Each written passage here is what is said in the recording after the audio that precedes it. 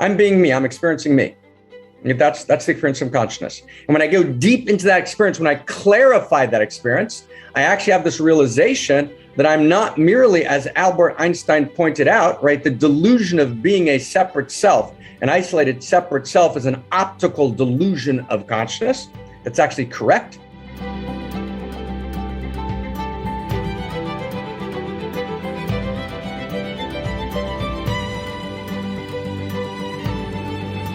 So welcome. I turn the word to David with great joy. Here's today's evolutionary love code. We are never not telling a love story. The question is, what love story are we telling? What is the plot line of the love story? There are good love stories and there are bad love stories. We need to tell the greatest love story ever told, where no one, no thing, and not one part of each of ourselves is split off. In the greatest love story ever told, no one and nothing is outside the circle. Rather, everyone and everything is in the circle. So with that, it's my delight to pass it back to you, beloved Dr. Marc. Okay, friends, let's dive in. Let's dive, kind of all the way in. So one, and I want to establish something which is a really big deal, which is that in telling this new love story, and we're going to hear that code again, and we'll keep that code in the chat box. In telling this new love story, we have to establish first principles and first values. And at this point in One Mountain, we often do what's called prayer. Now, part of the new love story, is stay really close, is to integrate the best of the traditional, modern, and pre-modern world, the traditional, modern, and postmodern world, to take the sparks of truth, the sparks of realization, the sparks of validated insight in the exterior and interior sciences, and weave them together in a new story. Okay? That's what we need to be doing. So in that story, I want to say something very radical. In that story, radical means root, right? It's root, it's essence, radix. In that love story, there's no room for a God who is dissociated from the cosmos, who stands outside the cosmos, right? Who is a kind of cosmic vending machine, and who says, be obedient to me. And if you're obedient to me, I'll reward you. I don't want to live in a cosmos like that. Thomas Nagel wrote in his book, Thomas Nagel is one of the best analytic philosophers in the world. Thomas Nagel wrote in his book, The Last Word, he says, I don't want to in any way be part of a cosmos with God, right? Because I want to be right about my denial of God, because I don't want to participate in a world, right, where God's in it. An incredible quote. David Ray Griffin, who's probably the best Whiteheadian philosopher in the world, sent me that quote a couple of weeks ago, and I went and looked it up in The Last Word. And of course, Thomas Nagel has a caricature of God, right? Does everyone get that? And I agree that I don't want to have anything to do with Thomas Nagel's caricature of God. Does everyone get that? It's a big deal. But we can't create a story which is a love story in which no one's left out and nothing's left out if we leave out the interiors, if we leave out the non-arbitrary basis of cosmos. That's a new way to say it. Does everyone get that? There's a non-arbitrary basis of cosmos. It's a big deal. There's a non-arbitrary basis of cosmos, right? Value is intrinsic. There's an infinity of value, right?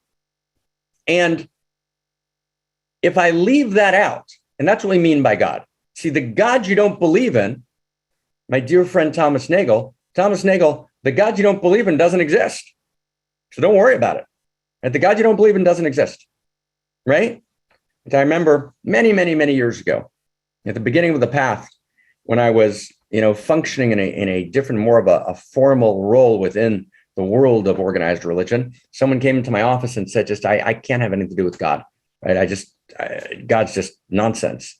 And so we worked together for a few weeks, and, in the end, he told this story, right, of his mother chasing him with a broom, right? After beating him downstairs, he ran upstairs, right, to the attic. It was one of those three-story houses, and there was a bathroom in the attic, and he locked the door, and he heard his mother, banging on the door with the broom in her hand, saying, right, God's going to get you in there too. God's going to get you in there, even if I can't get in. So I said to him, right, the God you don't believe in doesn't exist. It's not, right? In your mind, God is that God that your mother said was going to beat you in the bathroom, which you couldn't get in. That's a traumatized understanding. What we mean by the word God, and I don't think we can abandon the word God. And I get the new age move. Let's not talk about God. It's getting uncomfortable here. No, but actually 60%, 70% of the world engages with the energy that's called God. So we need to evolve the word. Right? We need to, when I say something with permission, audacious, we need to participate in the evolution of God. Right? Nikos Kazantzakis wrote, right, we're the saviors of God. Right. And so we need to evolve that term. What do we mean by God? Right? Because we need a love story in which God's not left out. Does that make sense? We need a love story, right? Nothing can be split off from the love story. No idea, no person, no thing, no part of ourselves can be split off from the love story, or the love story gets desiccated and destroyed. Right? So God's got to be part of the love story. Now, but what is God?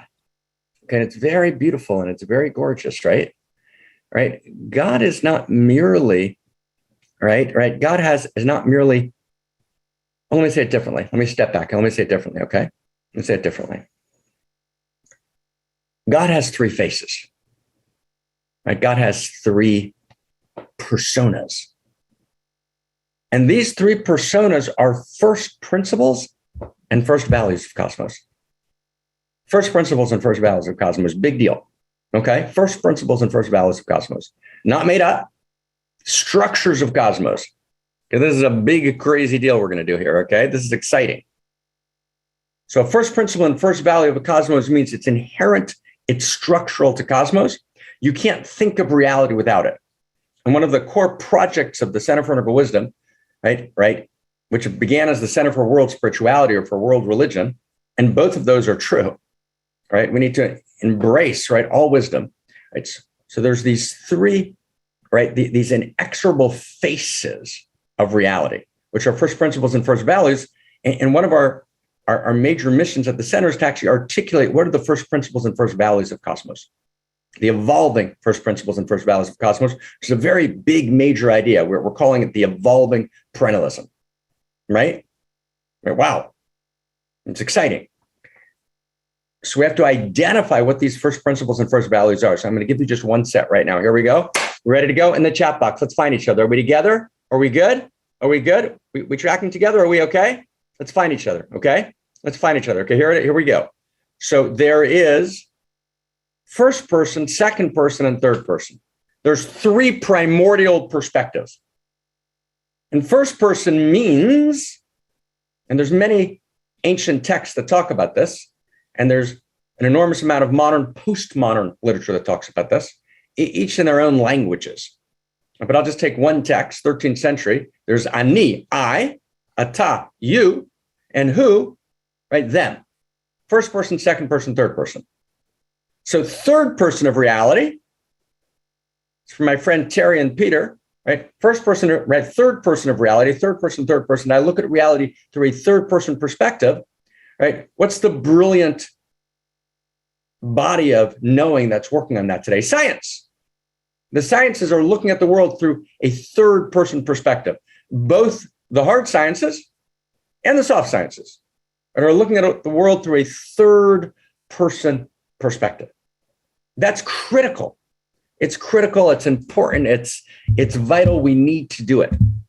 What are the laws? What are the patterns, right, that organize reality? And reality has an inherent set of patterns waiting to fulfill themselves. That's the core of science, is the trust and the knowing and the love, right, of those patterns and their disclosure. So let's call that reality in the third person, but you could just as well call it God in the third person. Dealer's choice. Okay, God in the third person, reality in the third person. Good? Everyone get that? Third person. First person is reality moving through me. Right? That's the experience of consciousness. What's the experience of consciousness? The experience of me. That's a good way to cut through. And Thomas Nagel wrote about this beautifully 25 years ago. Right? There's a way to cut through the experience of me. I'm being me. I'm experiencing me. That's the experience of consciousness. And when I go deep into that experience, when I clarify that experience, I actually have this realization that I'm not merely, as Albert Einstein pointed out, right, the delusion of being a separate self. An isolated separate self is an optical delusion of consciousness. That's actually correct. I actually understand that I am indivisible from the larger field, right? The seamless code of the universe. But that the seamless code of the universe is seamless, but not featureless. And it lives uniquely in me. And it's my unique individuation of the seamless code of the universe and my experience that I actually participate with the whole field, and I'm not separate from the whole field. Then when I go deeper, I actually have an experience that the whole field is alive in me. And when I go even deeper, I actually have an experience that actually I'm irreducibly valuable, and that the entire field is valuable. And when I go even deeper, I find myself in devotion to the whole field. When I go even deeper, I actually realize the field is in devotion and supporting me. Those are all interior experiences subject to verification through the practices of the interior sciences. Some people would call it enlightenment, right?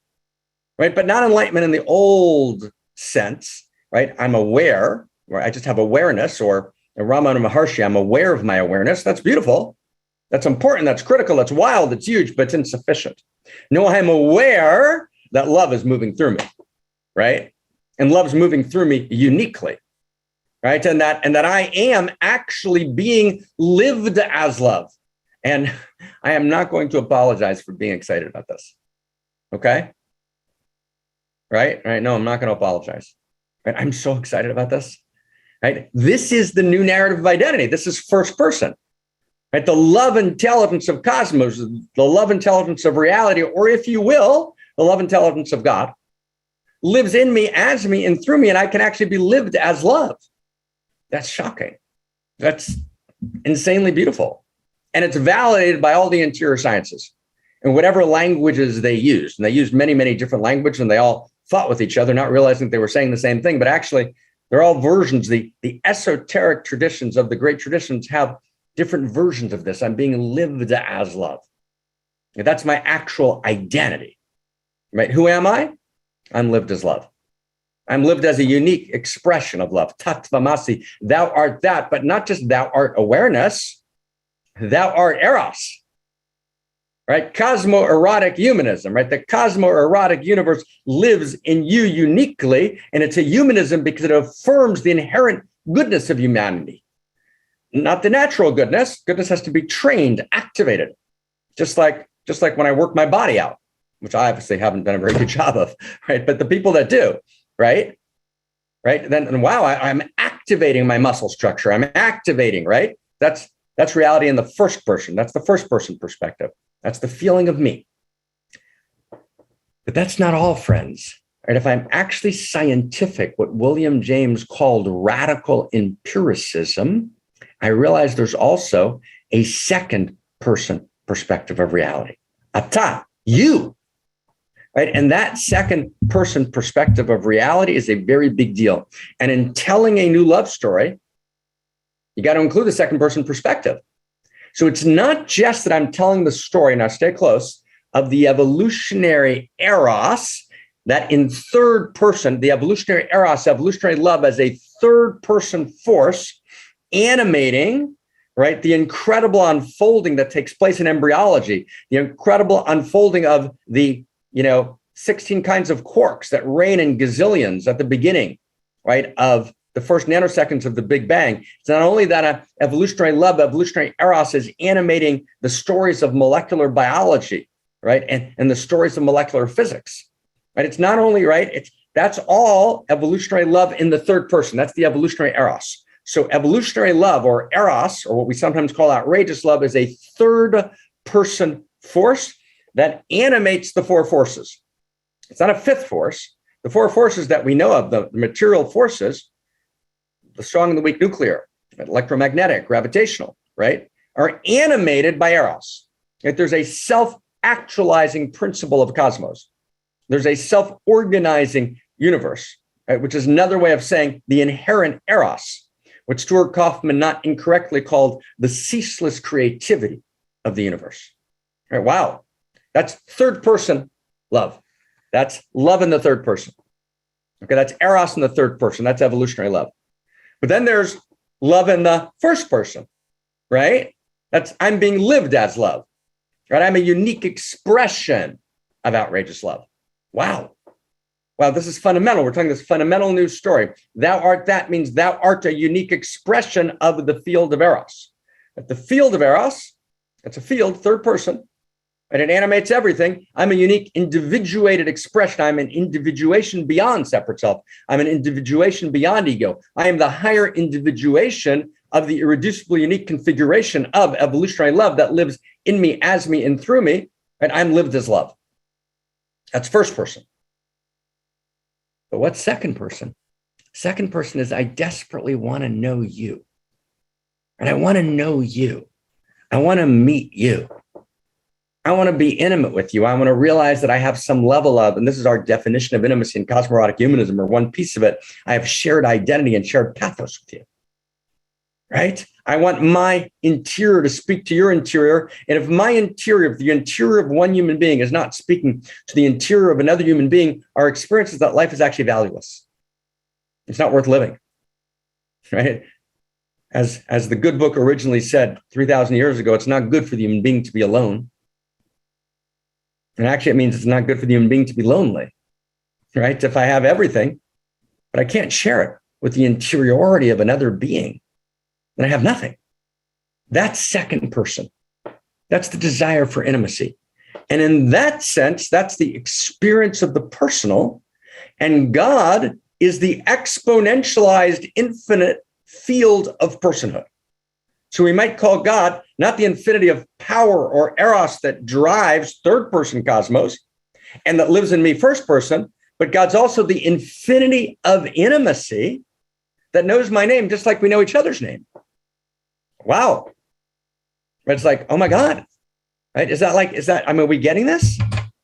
Okay, and we talk about this every 6, 7, 8, 9 months. We try and reorient to this core part of the story. God's not the infinity of power, and the God you don't believe in doesn't exist, right? And the God that Thomas Nagel, right, is describing of having wanting nothing to do with, we want nothing to do with either, but that's the caricatured cosmic vending machine God. And if we want to create a world story, then we can't split off any part of ourselves, and God's a part of ourselves, right? So we actually have to participate. We have to become the saviors of God, right? And medicine has moved from the 16th century, right? Can you imagine if you went to a doctor today, right? And, you had a serious, God forbid, illness, and you went to a 16th century or 17th century doctor, you'd be out of your mind. But somehow we don't go to 17th century doctors, but most of organized religion in the world today is teaching 17th century religion. What are we doing? We have to participate in the evolution of consciousness, which is the evolution of love, which is the evolution of God. God's not a cosmic vending machine. Right? God is, if you will, reality is, and God equals reality and reality equals God. God is the infinity of intimacy that knows your name no less than we know each other's name. Okay? So let's practice this if you're up for it, okay? We're going to practice. Who's up for practicing? Okay, let's practice. This is big. Right? We're reweaving the love story, right? We're reweaving the love story. Okay. So if you can for a second, we're gonna participate and practice together, and we can't actually enact the new story unless we can actually know it in our bodies. It's got to be a lived, direct experience. We have to know it in our minds. We have to be able to conceptualize it. but there's an infinite field of experience that's non-conceptual, right? I can't reduce I love you to concepts. I can't reduce I feel you to concepts. The universe lives in me, and the universe feels love. And I am the universe in person. So let's try and get this non-conceptually, right? In a kind of a set of pointing out instruction meditations. Okay? Okay, so we close our eyes for a second.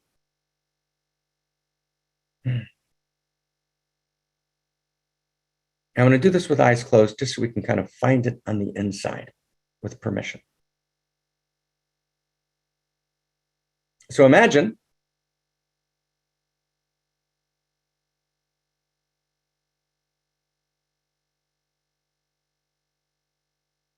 here we go.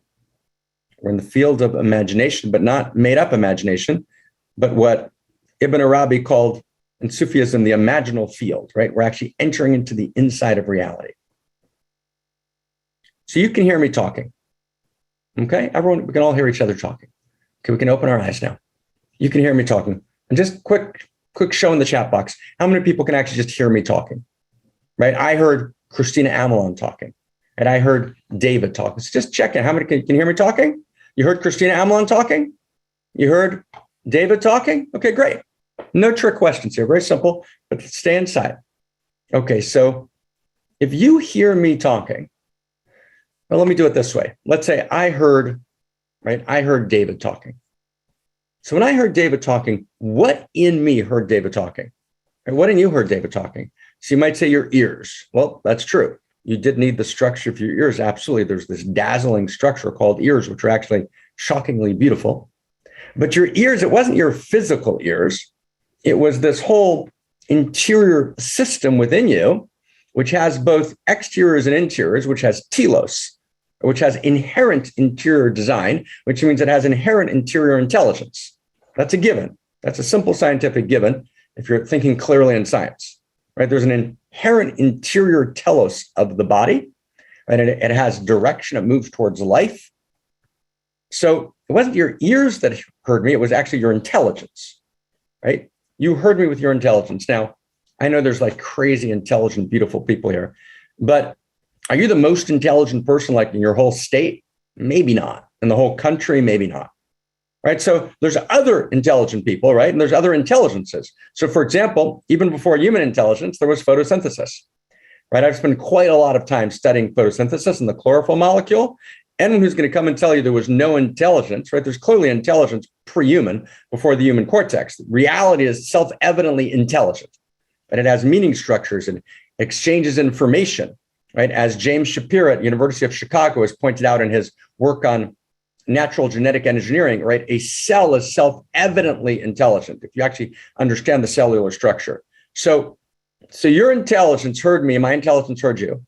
But your intelligence is not the only intelligence. It might not even be the greatest intelligence. And is your intelligence separate from the larger field of intelligence? Absolutely not. So stay close. So if you heard me talking, meaning your intelligence heard me talking, and you're not separate from the larger field of intelligence, is it in any way possible that when I talk, the larger field of intelligence doesn't hear me? Wow. That's a pointing out instruction. If I can borrow that phrase from my Tibetan Buddhist brothers and sisters, let's cut through 2,000 years of sophistry on prayer. And the prayer you don't believe in doesn't exist, and the God you don't believe in doesn't exist. But what prayer means is at its core, its original intention, before it got distorted and hijacked, it means that when I speak and I bring my holy and broken hallelujah before the infinity of intimacy that lives in me and holds me, that intelligence hears me. And just like you hear me, and you're part of the larger field of intelligence, so it couldn't be that your intelligence hears me, but the larger field doesn't hear me. So when I speak, when you speak, the larger field of intelligence hears you. Who got that? Chat box. Who got that? Don't think. Don't think. Don't think. Don't think. Don't think. Just if you got it, just give a yes. Don't think. Don't think. Just feel it. Go underneath, right? We always think. I'm all about thinking, but you got to feel, right? You got to feel. Who's got it? Who's got it? Who's got it? Who got it? Who got it? Anybody else? Anybody else? Let's just feel it. Let's actually feel this. Feel it. Don't be shy now. And actually, if you can, with permission, just make an effort so we can feel that yes. We're actually participating in this moment. We're not having this, not a personal transformation seminar. That's not what we're doing. This is not self-help. We're trying to transform cosmos. We're trying to participate in the evolution of God. Right? Wow. It's like, it's shocking, isn't it? Right? It's like, wow. Right? It changes everything. It changes. All of a sudden, I'm not alone. All of a sudden, I'm not alone. Right? I mean, can you imagine what it might mean, right? To know that I speak and infinity hears me, right? So all of a sudden, I don't turn to my partner and say, if I shared something with you and you didn't get it immediately and instantly in the exact way I needed you to get it, I'm devastated, distraught, and destroyed. Well, no, of course, there's a love story between me and my dear friend. And it might be the person I live with. It might be a sister, a brother, a friend, right? There's a field of beloveds, of course. But that field of beloveds participates in the larger field of Eros, in the larger field of intimacy. It's not a larger field of consciousness, with all due respect to much of classical Enlightenment teaching. It's a field of consciousness whose interior is love, is Eros, is intimacy, is desire. And I've spent, a decade, right, critiquing those classical teachings as they appear in many places, including, integral theory. No, it's a field of love. It's a field of Eros. It's not just about awareness. And it's about the field of Eros itself. Wow, that's a big deal, right? That's exciting. Okay, so the field of Eros has a quality that's personal. I didn't make that up. That's a primordial structure of reality. First person, second person, third person. It makes no scientific sense for any kind of person who's a serious radical empiricist to dismiss second person. Second person is part of the field of reality. Like, wow, right? I mean, can we get this? This is like, it's shocking. Now, I don't stay close to second person. It's not a love story in which I get absorbed by the second person. No, I'm in dialogue, dialogos. I'm in dialogue with the second person. And prayer is when humanity speaks to the infinite, and prophecy is when the infinite speaks to humanity. Does everyone get that? Prayer, right? Prayer is when the finitude turns to the infinite. Prophecy is when the infinite overflows, right, into the finite. And prophecy has many forms, from the eureka of scientific disclosure and revelation, the revelations of the scientists, to the revelations of the interior sciences. So we got to get this, right? This changes everything. And my relationship is not as, and this is where Spinoza got it wrong in Tractatus 5.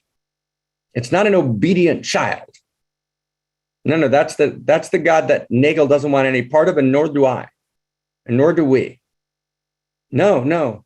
Actually, it's the experience of divinity as the mother and as the lover, right? And as the queen, and as the sister, and as the daughter, and as the son, and as the best friend, right? That's the infinity of intimacy. It's the lover's model. Right? She knows me. She knows my name. She cares about me, right? Infinitely. Isn't that gorgeous? And so I've got to participate as a partner. And I want to say with permission here, okay? With permission, I want to just tell you something shocking, which means that sometimes the partner needs to step back to allow me room to breathe, to act, to choose. And I can only do that if I'm not smothered. So, and here's the shocking thing. The love story is not a love story if there's not a moment in you which can deny the love story. Right? That sentence was for you, James. Right? If there's not a part of me that can step out of the love story and see me independently of the love story, and even at moments I can deny the love story, only to come back to it, then it's not a love story, right? So we would call that in the collective consciousness atheism. Atheism is part of the love story, because atheism is the possibility for a moment I can't see it. I can't see it for a moment, right? In other words, it's the uncertainty, right? The mystery is part of the love story. It's not a love story, which is a fundamentalist explication of why and how and where everything happens, right? It's a love story which dances with the mystery. And when I look at a world of flame with joy and a world of flame with suffering, I don't turn to the God that doesn't exist to fix it. No, she turns to us and she says, to speak of your love in the morning, I trust you through the nights. The words of Solomon's father, David, who's called the one who is beloved. That's what the word David means. He's Yedidjah, is the one who's beloved by source. And she turns to us and says, be me.